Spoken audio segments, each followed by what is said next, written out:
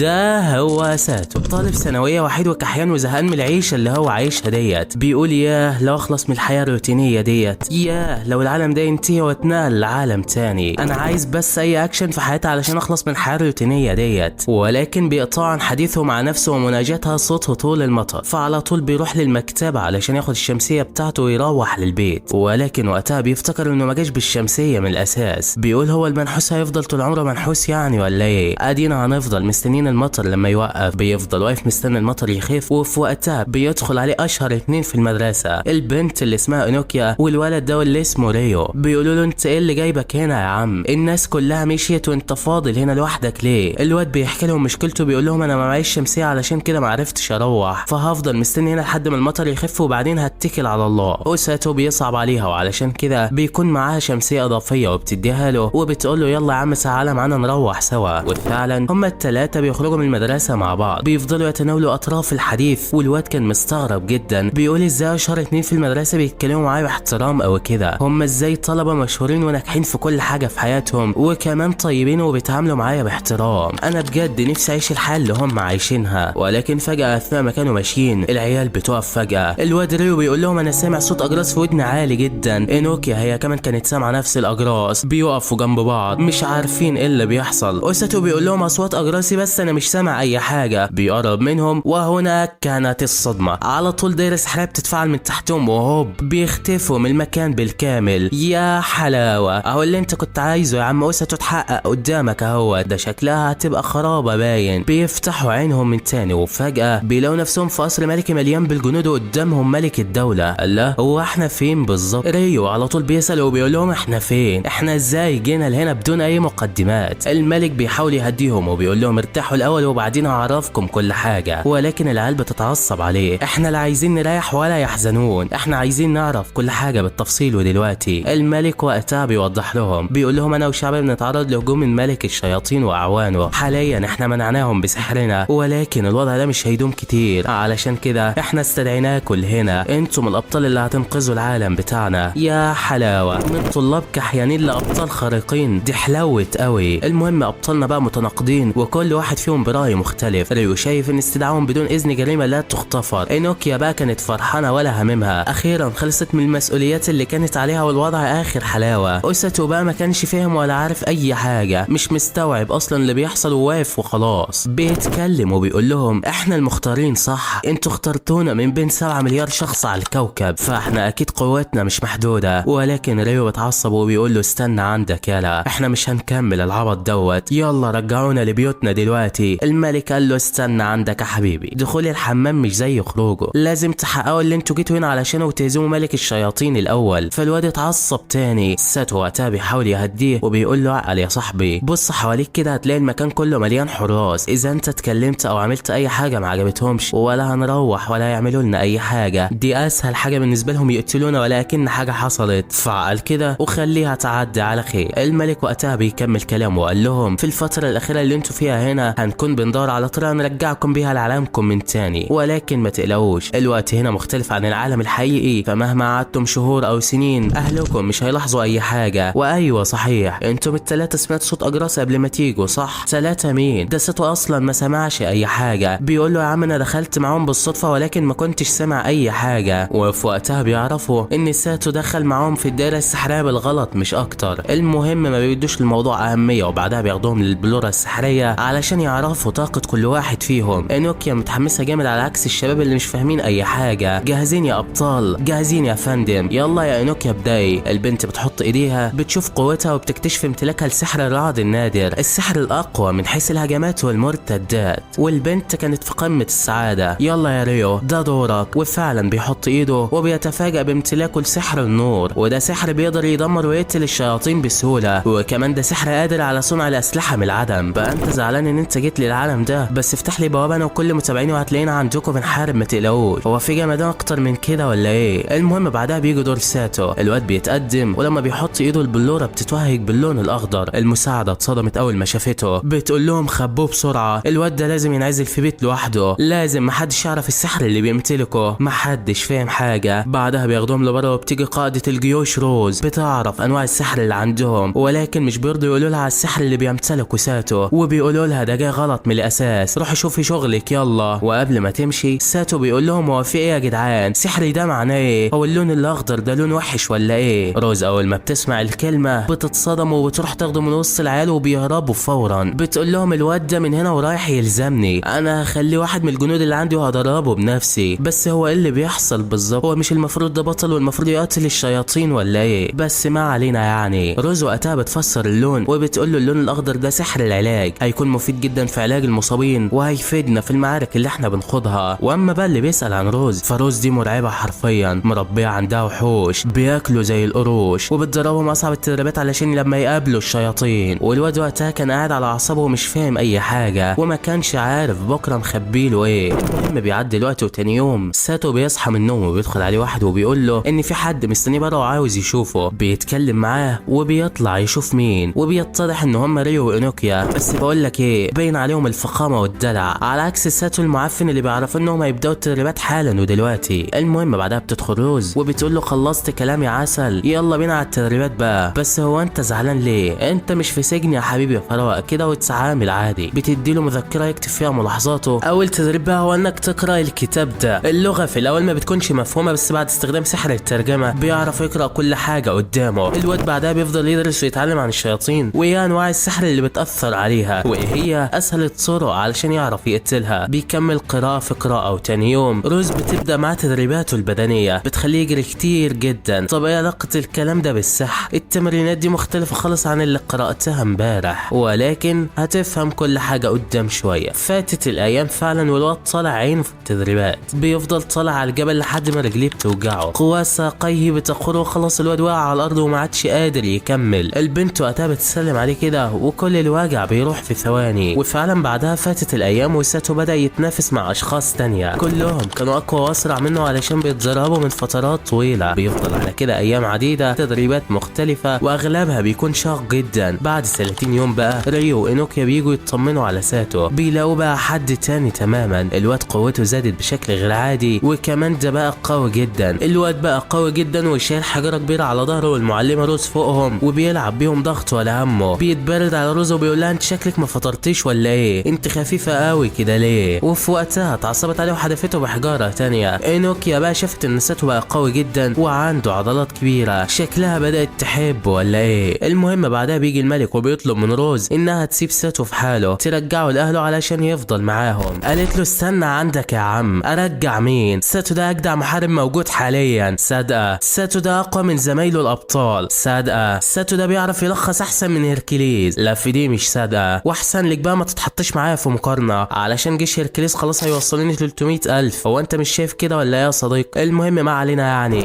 بعدها العيال بياخدوا ساتو وبيعرفوا على القائد اللي بيدربهم وبتكون معاهم بنت جديده كده، بنت ملك الدوله واسمها سيليا. ساتو بيحكي لهم عن الايام اللي قضاها هنا وبيقول لهم انا كنت في الاول مش طايق المكان باللي فيه، ولكن مع الوقت اتعودت على التدريبات بيت وخلاص بقيت مبسوط معاهم. اينوكيا بقى مش مركزه غير في عضلات الواد وبتقول له ايه الفورمه الجامده دي يا عم انت؟ الواد بيتكسف من كلامها ولكن بيقاطعهم ريو وبيودع ساتو. بيقول له قبل ما يمشي اكيد في سبب ورا ما جينا احنا الثلاثه يا صاحبي، انت اكيد ما جيتش معانا بالصدفه ولا حاجه. الواد بيقول له تمام. وبعدها ساتو بيكون خارج مع روز، بيقول لها هو احنا رايحين على فين؟ قالت له احنا رايحين على الجبل، تعالى بس معايا وهتعرف كل حاجه. وفعلا بعدها بيوصلوا لحافه الجبل. روز بتقول له يلا انزل واصطاد لنا دببه وهاتها وتعالى. الواد كان خايف جدا وقال لها لا انا قرات عنها قبل كده وعرفت انها خطيره جدا. روز بتقول له هو انت ليك راي ولا ايه؟ انا خلقي ضيق يلا. وبوم طيرته من المكان بالكامل، بتحدفه لبعيد خالص. والواد هو نازل كان بيدعي ان ربنا ينجيه من الوقعه على خير، بس فجاه بيظهر دب عملاق وراه. ساتو على طول بيطلع يجري والدب وراك ومش هيسيبك، بس ساتو اسرع منه يا عمنا، بيستجمع شجاعته وبيقف علشان يتصدى له. ولكن انت متخيل انه يعرف يعمل معاه حاجه؟ لا والله، بيجي 2 كمان وبيحاصروه من كل اتجاه. كده بقى الجري نص الجدعنه، ولا اقول لك ده الجدعنه كلها. الواد بياخد ديله في اسنانه وينزل على طول الميه، وبكده محدش هيعرف يوصل له. لا ناصح. بعدها بيخرج وبيقعد تحت شجره كده وبيبدا ياخد نفسه ويستريح شويه ويشوف هيعمل ايه في الورطه ديت. بيقول انا لازم بكره اصطاد الدببه وارجع في اسرع وقت ممكن علشان ما افضلش هنا كتير. وبالفعل ساتو كان في طريقه لعندهم، بس وقتها بيلاقي ارنب شكله متصاب كده فبيستخدم سحره عليه وبيعالجه وبعدها بيمشي. ولكن وقتها الارنب حبه جدا ولزق فيه وما كانش راضي يسيبه. ساتو وقتها بيحاول يسيب الارنب ده هنا وبيقول له انا رايح اواجه حيوانات مفترسه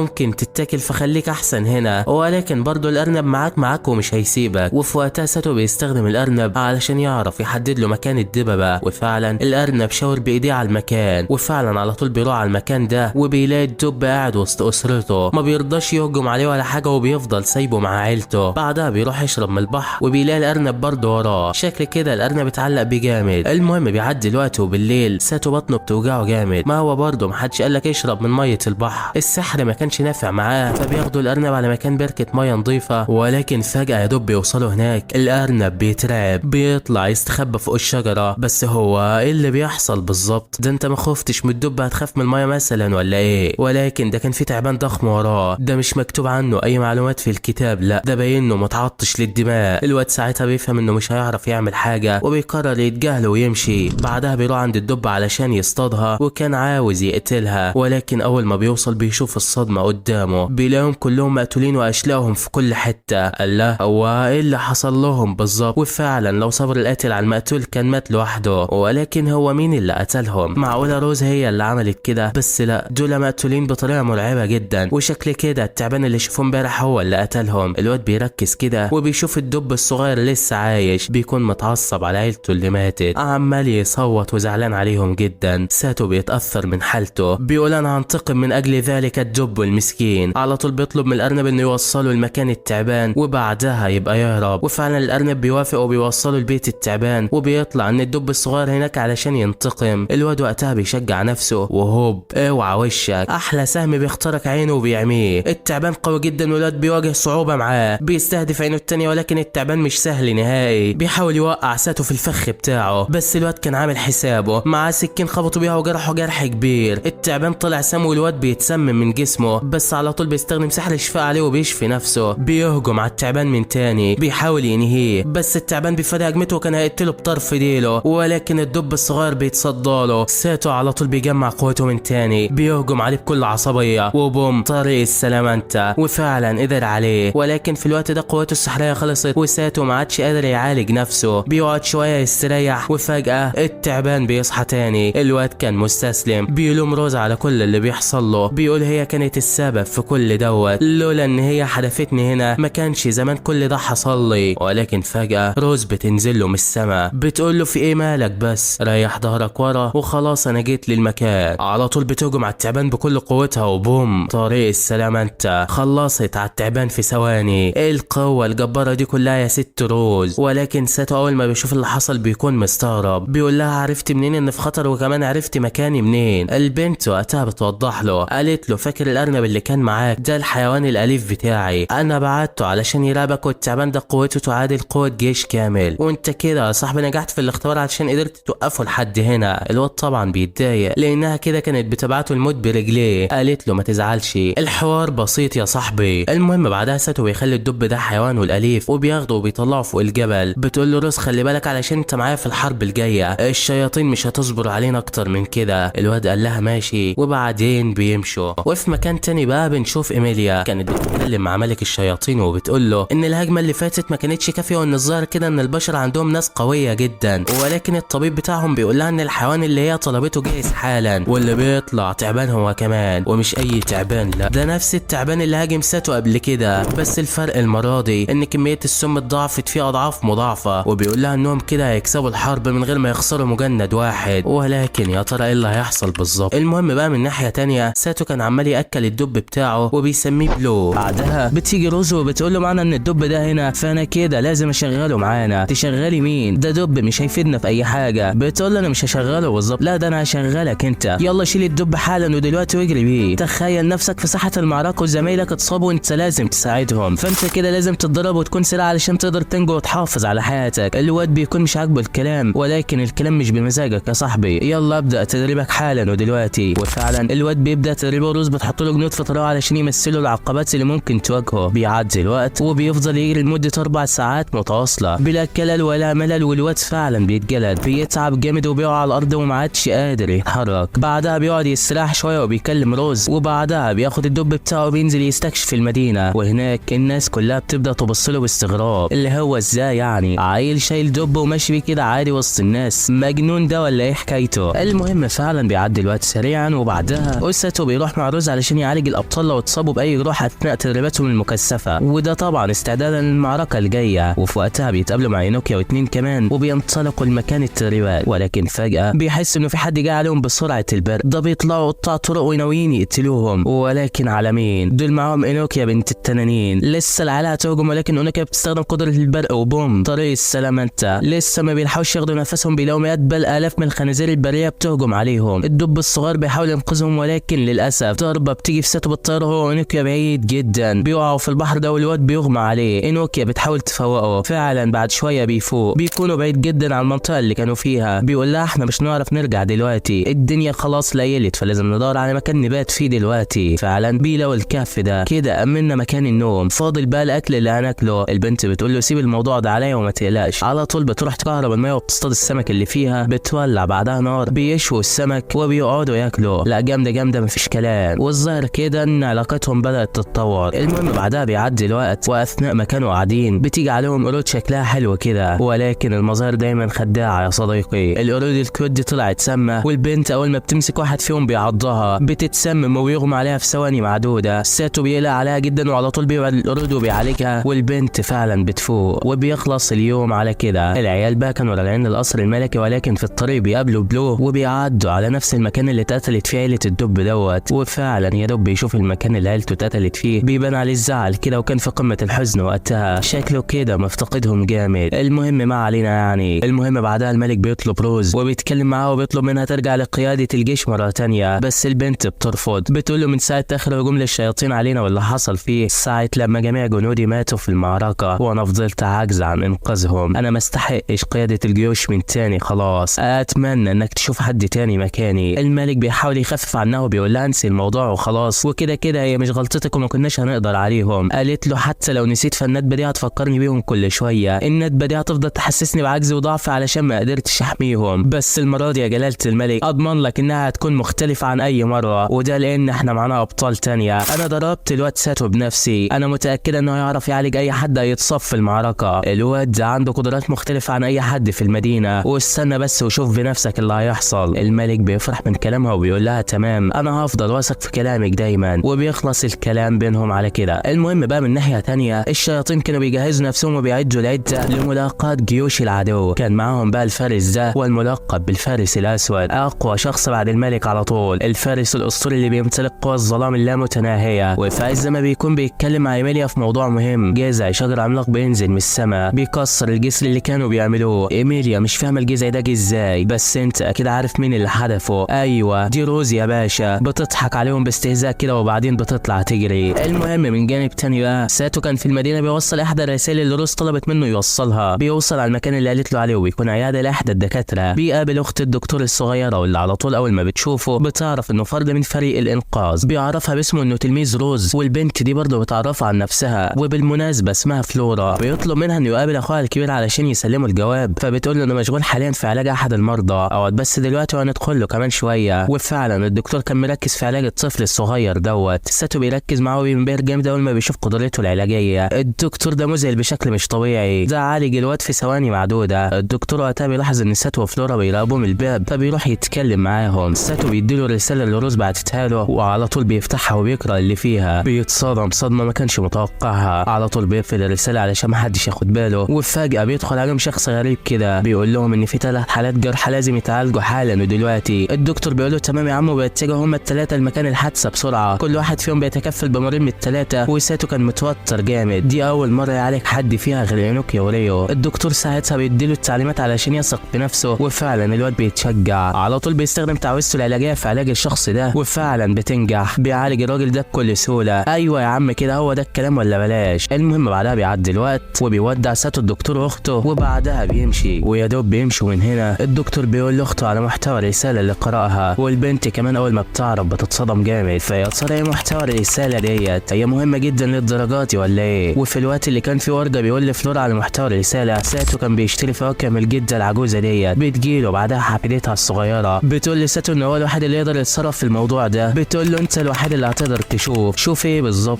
الواد على طول بيبص في عينيها، وهنا كانت الصدمه. الواد بيشوف المستقبل بأم عينيه، بيشوف ان الحرب انتهت وكل اصدقائه ماتوا قدام عينيه. اللي عمل كده هو شخص واحد بس، ايوه الفارس الاسود الواد وقتها اتصدم صدمة لم تكن في الحسبان. البنت بتقول له انا خلصت رسالتي، دورك انت بقى يا معلم، شوف هتعمل ايه بالمعلومات اللي معاك ديت. وبعدين سابته ومشى. الواد ما كانش مستوعب اللي شافه، وساته اصبح متناقض مع نفسه، بيقول لنفسه على طنش الكلام اللي سمعته ده، او اتصرف ازاي دلوقتي؟ طب هل اعرف روز واخليها تاخد احتياطاتها؟ انا مش عارف هعمل ايه دلوقتي. على طول بيجري ورا البنت علشان يستفسر منها اكتر على اللي قالته، بس للاسف ما بيلحقهاش. البنت فعلا كانت اختفت من قدامه واقفه تراقبه، بتقول انه الامل الوحيد لنجاة البشريه بالكامل، احنا كلنا واثقين فيك يا صاحبي. وبعدين ساتو بيقابل القائد وبيمشي معاها وبيسالها عن جنس البنت اللي شافها من شويه. قالت له دول اسمهم انصاف البشر، ودول نادرين جدا وعندهم قدرات استثنائيه، قدرات خاصه بتمكنهم من رؤيه المستقبل بكل تفاصيله. فعلى طول بيسالها عن المكان اللي ممكن يلاقيهم فيه. قالت له انصاف البشر دول عايشين في عالم تاني، عالم مختلف تماما عن عالمنا، والحاله الوحيده اللي ممكن تقابلهم فيها انهم يجوا للعالم بتاعنا، ومش هيجوا طبعا غير لما يكون الوضع مأساوي لأبعد درجه. الواد وقتها قلق جامد من الكلام اللي سمعه، وروز قالت له روح انت على البيت دلوقتي وانا هعمل كام حاجه الاول وبعدين هجيلك تاني. وفعلا بتسيبه وبتروح عند الملك وبتعرفه باللي عملته، وان ده عصب الشياطين جامد، ده اللي هيخليهم قريب قوي يهجموا علينا. الملك بيشكر على المعلومات القيمه دي وبيطلب من جنودها استدعاء السحرة الابطال اينوكيا وريو. وفعلا بيوصلوا للمكان، بيتكلموا مع الملك كده، بيعرفهم باخر المعلومات اللي وصلوا لها، وبيفضل يعرفهم التكتيكات ويديلهم نصايح للملحمه اللي هتحصل. اما ساتو كان قاعد مع نفسه كده محتار، مش عارف هيعمل ايه دلوقتي. هل ممكن كلام البت دي يكون حقيقي؟ ولو طلع فعلا كلامها حقيقي هل ده معناه ان اقدر امنعه بنفسي؟ طب ازاي؟ ده انا حتى معالج على الله حكايته، واشمعنى البنت دي قالت لي انا بالذات وما قالتش للابطال نفسهم؟ هل ممكن يكون عندي قدرات ما اعرفش عنها حاجه؟ افكار واحتمالات كتير بتدور في عقله، والواد مش عارف هيعمل ايه دلوقتي. بيجي عليه ريو وبيقول له انا النهارده كنت عند الملك، عرفنا ان الحرب خلاص هتبدا، بس انا خايف جدا، حاسس بخوف مش طبيعي، انا حاسس ان عاجز قدام الضغوطات اللي عليا، حاسس ان ممكن في يوم اخسر اعز حاجه بملكها دلوقتي وهم اصحابي. بيقول لهم مهما كلفني الموضوع انا برضه هحميكم يا اصدقائي. الله عليك يا عم ريو، هم دول الصحاب ولا بلاش؟ اينوكيا هي كمان كانت سامعاهم وبتسرع عليه وبتتكلم مع ساتو شويه، بتعرفوا ان هي كمان خايفه من الحرب ديت ومش عارفه هل هتقدر تقاتل بنفس الحماس اللي كان عندها اول لما جت العالم ده ولا لا. الواد بيطمنها وبيقول لها انها قويه والشياطين هم اللي المفروض يخافوا منها. بيفضلوا يهدوا في بعض يمين شمال والوضع فعلا متوتر. اليوم بيخلص على كده، وتاني يوم الملك بيجمع الكل، بيبدا يخطب فيهم، بيتكلم وبيقول من سنتين بالظبط اتواجهنا مع الشياطين وهزمناهم، بس المره دي تختلف عن كل مره. المره دي احنا معانا 2 من الابطال، احنا اقوى بمراحل من المره اللي فاتت، فكيف نكون الاقوى؟ وارى ملامح الخوف عليكم يا جنودي، قاتلوا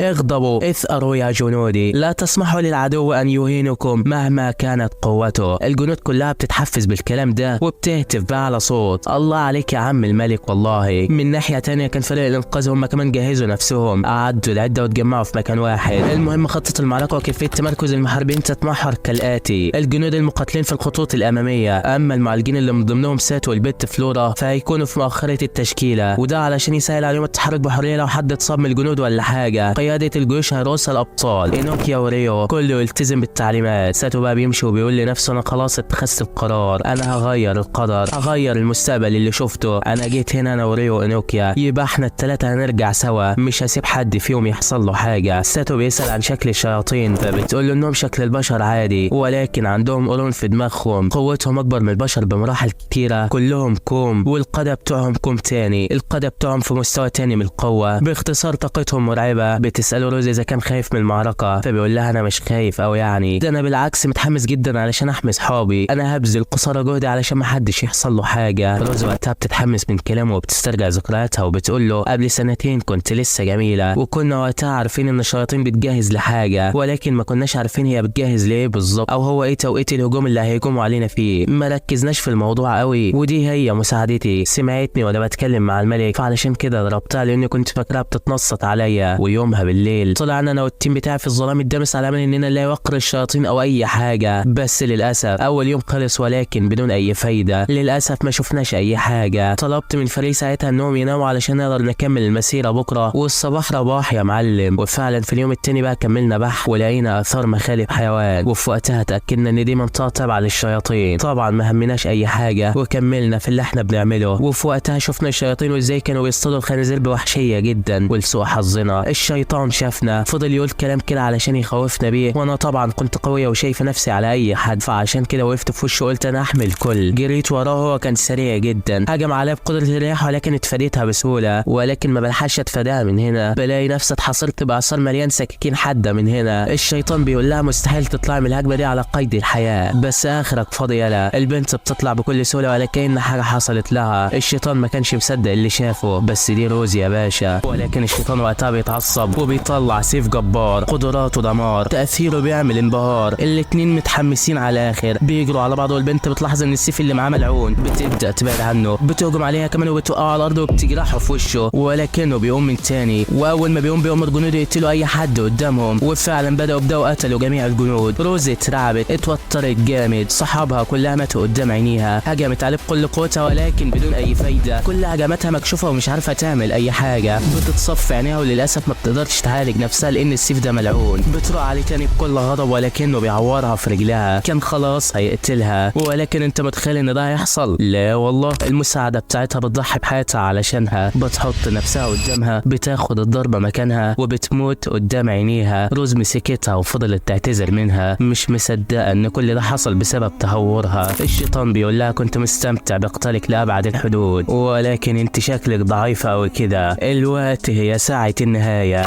ولكن فجأة البنت اتعصبت جامد، مسكت سيف وبدأت تضربه بيه، حدفته لفوق، نزلت في ضرب بكل عصبية يمين شمال، والبنت مش رحمة. واخيرا طريق السلامنتا بترخي السيف في قلبه وبتقضي عليه. كانت خلاص جابت اخرها من كتر اللي شافته. على طول اول ما بتخلص هنا بترجع للملك وطلبت منه يشيل الفروسية منها. بتقول انا ما استحقش اكون قادة للجيش بعد اللي عملته دوت، انا بتخلى عن كل الرتب اللي انا بملكها. وبعدها سابته ومشت، وكانت في قمة الحزن وقتها. راحت على البيت بتاعها وفضلت اكتر من شهر ما بتكلمش حد ولا حد بيكلمها. الحزن صديقها والكآبة حبيبها. ولكن بعد فترة واحد من اصدقائها بيروح يطمن عليها، بيطلب منها ترجع لقيادة الجيوش من تاني، ولكنها بترفض بكل عصبية. قعدت لوحدها من تاني بتلوم نفسها على كل اللي حصل. وساعتها بيجي لها طيف جنودها اللي ماتوا، بيقولوا لها انت مش غلطانة، احنا مسامحين ومش زعلانين علشان ضحينا بحياتنا علشانك، ولكن انت طالما عايشة فلازم تنتقمي علشاننا. يلا سيبك من الكلام ده وقومي حربي بسرعة. البنت وقتها بتتشجع من تاني وبتقرر ترجع لقيادة الجيوش وتنتقم لموت صحابها من تاني. وفعلا من اليوم ده وهي بتدرب الجيوش على اعلى مستوى. وفعلا فاتت الايام لحد دلوقتي. ساتو كان مستغرب جدا وبيقول لها انت قلت لي انك هتدربي ناس اقوياء، طب انا بعمل ايه معاكم؟ انا ضعيف ومش هقدر افيدكم باي حاجة. ولكن البنت بتقول له لا، انت قوي وجامد جدا يا صاحبي، ولو ما كنتش قوي ما كنتش قدرت تستحمل تدريبات الشقة ديت. بتقول له ركز في تدريباتك بس دلوقتي لحد ما يجي المعركة وننتصر فيها. انا لازم اقتل واحد فيهم مهما كلف الثمن، وشكل كده في حساب قديم لازم تصفيه. ايوه احنا لازم نشهد الانتقام دوت. وفعلا بيخلص اليوم على كده. تاني يوم الصبح ساتو بيصحى والكل نايم وبيفكر في المعركة وقلقان من اللي هيحصل بكرة. جات له اينوكيا وحاولت تضحك معاه، حاولت تفرفشه وتهديه، بس هو كان متوتر وما ردش عليها. دخل عليهم ريو وقال لهم مش كفايه كلام، يلا بينا نقوم نتدرب لان جيش العدو قرب مننا. القاده بيدوا لهم التعليمات والعيال على طول بتنفذها. ريو اينوكيا بيطلعوا على قمه الجبل كده بيراقبوا الشياطين، وفعلا الشياطين جايه من قدامهم والبطلين على طول بيهاجموهم. وهوب هم فين يا معلم؟ كل حاجه اختفت من قدامهم. الشياطين غفلتهم تغفيله سواد. بيتضح ان الشياطين ولاد اللعيبه كانوا عارفين بخطتهم من الاساس. باستخدام سحر الوهم اقنعوهم انهم جايين من قدامهم وهم اصلا جايين من مكان تاني. الابطال على طول بيقدروا الموقف وبينزلوا علشان يحاربوهم. ساتو بقى كان واقف مع روزو بتدي لهم شويه تعليمات اضافيه. ولكن فجاه بيدخل عليهم 2 مصابين. ساتو بيبدا في علاجهم، واثناء ما كان واحد فيهم بيتعالج بيقول التعبان بيقتل في الكل ومحدش قادر عليه. تعبان؟ معقوله يكون نفس التعبان اللي قتلوه قبل كده؟ بس لا، دي روزا قتلته. بيقول لنفسه دوري في الحرب وان يكون معالج مش اكتر، انا لازم اسيبهم يتولوا المهمه ديت. بيقرر انه يركز في علاج المصابين علشان ما يشتتش نفسه. ننتقل بقى للمعركه. الفارس الاسود ماشي كده مش راضي يهاجم اي حد خالص وكانه بيدور على حد معين. واحد من جنود البشر بتاخده الجلاله وبيشوف نفسه على الاخر، بيحاول انه يغدره ويقتله من ظهره. ولكن ده الفارس الاسود يا حبيبي، ده بعد ما السيف اتغرس فيه بالكامل فضل يضحك ويستهزأ بيهم. هو انتوا بالضعف ده ولا ايه؟ لسه كان الفارس هيقتله بس واحد من فريق الانقاذ بيلحقه. ساعتها الفارس الاسود بيضحك جامد، بيقول لهم انتوا مجموعه حثاله، انا بدور على حد معين مش ضعيف زيكم كده، كلكم ضعفة بالنسبه لي، انا بدور على الشخص القوي اللي هيقضي على الملل بتاعي. اوبا، ده باين انه مجنون بحقه حقيقي. روز وساتو اخيرا قرروا الانضمام للمعركه. بتكلم روز عن الفارس الاسود وعن قوته، وفعلا الواد بيفتكر رؤيا وبيصدق كلامها. كده اتقطع الشك باليقين، الفارس ده اخطر واحد بينهم، لازم يخلصوا منه في اسرع وقت ممكن. الجنود بيتفرقوا، روز بتروح على اليمين وساتو بيتجه على الشمال. بيوصل لساحه المعركه وبيعالج كل المصابين. البطلين بقى كانوا بيدوا تعليمات خاطئه للجنود، وفجاه بيدخل عليهم الفارس الاسود. كان معاه عدد صغير قوي من المحاربين. الجنود البشريه بتصوروا وبيهجم عليهم بسيفهم، ولكن الفارس ما عندوش اي ردة فعل. الكل طبعا كانوا مستغربين من ده، وبوم عكس الهجمات عليهم. كلهم بيموتوا في ثواني معدوده. ده انتوا شكلكوا هتتجلدوا النهارده. ريو هو كمان بيحاول يهجم بسحر النور، بس اينوكيا بتمنعه. بتقول له اهدى يا عم، معنى انه عكس هجمات الجنود عليهم يبقى كده هيعكس قوتك. ولكن الواد ما بيسمع لهاش، وبوم الهجمه بتترد له من تاني. بيتصاب جامد. ساتو بقى كان جاي علشان يعالجه، بس ساعتها بتراوده نفس الافكار من تاني. الواد بيقاوم وبيحاول يعالج نفسه بس من غير اي فايده. وقع على الارض والشيطان ده كان هيقتله، ولكن في اخر لحظه واحد من الجنود بينقذه. ريو واينوكيا ما كانوش عارفين يعملوا ايه في الورطه ديت. بيفكروا في طريقه لهزيمتهم. الفارس ده عنده كميه برود ورومانتيكا مش طبيعيه. بيقول لهم بتخططوا، طب انا مستنيكم، هاتوا اخركم يلا، اهم حاجه انكم تسلوني شويه. اينوكيا بتقول لريو من خلال قتال الفارس الاسود استنتجت حاجات مرعبه. بتقول له الواد ده علشان يعكس الضربه لازم ينطق كلمه عكس الاول، وكمان لازم يشوف الهجمه اللي متوجهه له. اما لو اتشتت وما شافش الهجمه فمش هيقدر يعكسها. على طول بتحط خطه وبتقول له يلا معايا يا صاحبي. فعلا بداوا في تنفيذها. البنت بسرعتها بتجري على ريو بيحاول يعمل قدره النور بتاعته، وبوم اينوكيا بتهاجمه بالسيف. ولكن كل الضربات بتعكس الا ضربه واحده بس، اكيد هي الضربه اللي ما شافهاش. البنت قالت له ايوه انا فهمت اللعبه خلاص. بتجري عليه باقصى سرعتها وبوم بترزعه في ظهره. الفارس لسانه بتشيل عن الحركه وما عادش قادر يحركه نهائي. معنى كده انه مش قادر ينطق كلمه انعكاس. ايوه دي فرصتك يا ريو. ريو على طول بيتقدم وبيطير عليه ولسه كان هيضربه. بنلاقي اللي بيضحك بعلو صوته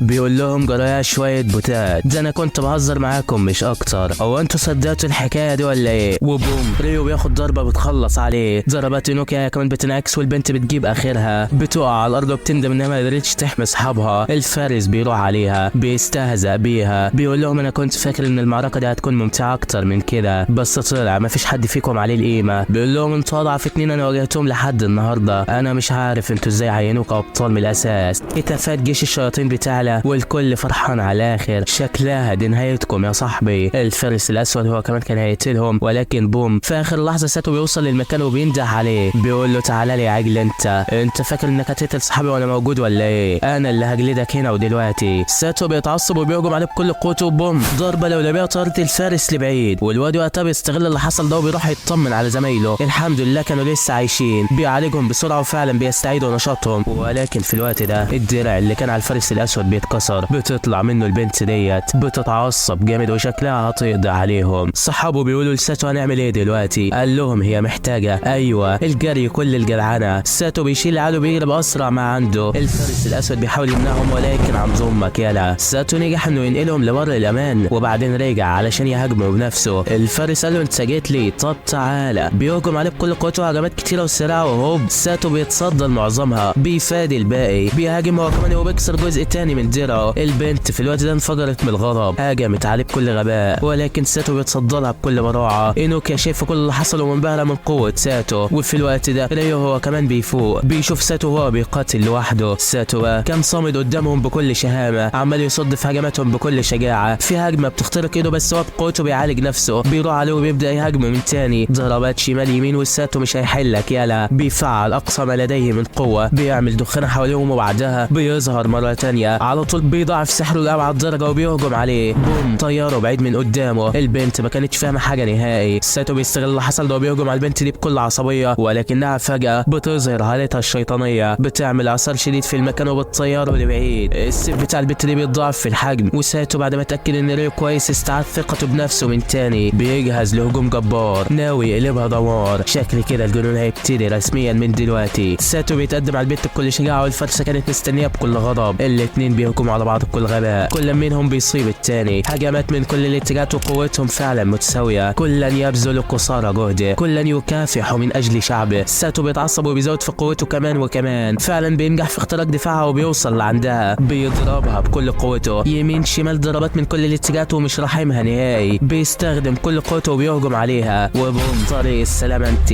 ايوه ساتو خلص عليها بكل شجاعه. الشياطين لما بيشوف ان الفارس الاقوى اتهزم بينسحب وبيجروا من ارض المعركه بسرعه. ايوه اعرفوا حدودكم يا شويه جبنه. ساتو بعدها بيروح يعالج المصابين والكل بيشكروا على اللي هو عمله دلوقتي. دلوقتي. في نفس الوقت ده كان الابطال عايزين يخلصوا على التعبان الكبير اللي مهدد امن الجنود. ساتو ما زال عاوز يكمل معاهم في القتال، بس روز بتجيبه من قفاه، بتقول له عرفني كده انت عملت كل ده ازاي؟ سيب الابطال هم اللي هيقتلوا التعبان دوت. الواد بيفهم الكلام وبيودعهم، وبعدها بيروح مع روز في الاراضي الملعونه. كان خبر هزيمه الفارس الاسود واتخاذه كاسير حرب تسلل لمسمع الشياطين. ايميليا ما كانتش مصدقه اللي سمعاه، ده اقوى حد في الجنود بتوعنا. بتسالهم لو روز هي اللي كانت عملت كده، فبيقولوا لها لا، ده ولد عنده قدرات شفائيه اعلى من روز بكتير وشكل قوته لا نهائيه. البنت بتترعب اول ما بتسمع الخبر ده، وبتقرر تسحب جنودها علشان ما يحصلهاش اي خسائر. ايوه كده عرف انت بتواجهي مين. من ناحيه تانية الشياطين دول ما بيزهقوش ابدا ولسه واخدين على دماغهم. المهم بقى من ناحيه تانية الابطال بيهزموا التعبان، وروز بتشكر ساتو وبتحيي على مجهوده العظيم اللي بذلها في المعركه. الواد وقتها بيعيط وبيقول انا كنت فاكر ان ماليش اي لازمه بسببك وتعليماتك اللي انت وجهتها لي، وخصوصا الجمله اللي قلتيها قبل كده، بقيت بطل والكل اعترف بيا. فاكر لما قلت لي كنت قائدا فالتاريخ لا يذكر الجنود؟ الجمله ديت هي اللي غيرت حياتي. بيفضل يعيط شويه وبعدها بيغمى عليه من كتر التعب. بينقلوا لي البيت، وتاني يوم الصبح الملك بيكافئ الابطال واخيرا بيعترف بساتو كبطل هو كمان. الواد وقتها بيضحك وروز بتضربه وبتقول له احترم نفسك شويه، انت قدام ملك الدوله. بعدها بيرجع لبلو وبيقول له انت طبعا بقالك كتير ما اتحركتش من مكانك ده، عمال تاكل بس لحد ما دورت وبقيت زي البطيخه في نفسك كده، انا لازم اجريك شويه. وكان الواد في قمه السعاده، ولكن وقتها واحد من اتباع روز بيجي له وبيقول له الملك عاوزك دلوقتي. فعلا الواد بيروح، واثناء ما هو ماشي في الطريق لقى الناس كلها جايه عليه عايزين يشكروا باي طريقه للي عملوا معاهم، ده كمان بيطلعوا هدايا علشان يديها له مقابل انقاذهم. بس الواد على طول بيخلع منهم وبيوصل للمملكه. فعلا بيقابل الملك، بيقول له انا عايزك تستجوب الفرسه اللي قبضنا عليها وتعرف لنا كل معلومات الشياطين منها، انا حاسس ان شكلها كده كانت مجبره على اللي هي بتعمله ده. والواد قال له طب طالما هي بتقول لكم على المعلومات كده انتوا محتاجيني في ايه يعني؟ قال له صحيح انها بتقول على المعلومات بكل سهوله، بس لحد دلوقتي ما استفدناش باي معلومه منها، وكمان ما تخافش يا عم ده البنت دي طلبت تشوفك بنفسها. الواد بيقول له تمام، وفعلا بيروح هو وإينوكيا على طول بينزل لعندها، والبنت بتقول له كنت عاوز اشوفك، كنت عايز اشوف الشخص اللي هزمني. بيقول لها انا عارف انك بتتألمي وبتعاني من اعماق قلبك، فخليني اساعدك واعرف كنت بتعملي كل ده ليه. البنت بتكون رافضه تتكلم في الاول، بس ساتو بيمسك ايديها بيلغي الدرع بتاعها وبيعالج جروحها، والبنت بترجع لطبيعتها من تاني. ما كانتش راضيه تتكلم برضه، وبعدها بيجيب روز وبيدخل عليها بتقول لها انت قدام خيارتين لازم تاخدي الخيار اللي تعجبك. اول خياره انك تكوني اسيره وتفضلي في الزنزانه على طول لحد ما تموتي، اما تاني خياره انك تكوني تابعه ليا وتقسمي بالولاء للجيوش البشريه، وطبعا ليك حريه الاختيار. البنت فعلا بتختار الاختيار التاني، وبعدها روز بتاخدها للبيت وبتقول لها انها تتدرب مع ساتو كل يوم. قال حريه الاختيار قال. بعدها بتعرف روز ساتو انه هيطلع في مهمه استكشافيه مع الجيش النهارده، وفي طريقه هيعدي على باقي الممالك وهيخليهم يستعدوا للقتال القادم. الواد قال لها تمام وبعدين بيمشي، ولكن في طريقه بيقابل إينوكيا اللي اتضح انها جايه معاه بالصدفه، ويا محاسن الصدف والله. ولكن في الطريق بيقابل برضه البنت الصغيره اللي وريت له المستقبل قبل كده، قالت له عايزك ترد لي الجميل اللي انا عملته معاك. الواد طبعا بيفرح اول ما بيشوفها، وقال لها اطلبي يا ست البنات، انت اللي انقذتي العالم مش انا، ده لو عاوزت نجمه من السما هجيبها لك. قالت له لا انا مش عاوزه نجمه ولا حاجه، انا بس والدتي مريضه ومحتاجه تتعالج في اسرع وقت، انا عاوزاك تيجي تعالجها بقدراتك. الواد بيقول لها تمام بس عندي شرط، انا عاوز اعرف اكتر عن العالم بتاعكم. البنت فعلا بدات تحكي له عن عالم الوحوش، وبتقول له شكلك كده لازم تيجي معايا اخدك لفه. الواد وقتها بيفرح وبيقول لها تمام. ومن هنا بيخلص الموسم الاول من الانمي بتاعنا، فلو عجبك ما تنساش اللايك والاشتراك، وتوصل لنا الفيديو ده اكتر من 20,000 لايك عشان نستمر في تنزيل الحلقات. وبس كده يا عم، استودعكم الله الذي لا تضيع ودائعه، ودمتم في امان الله.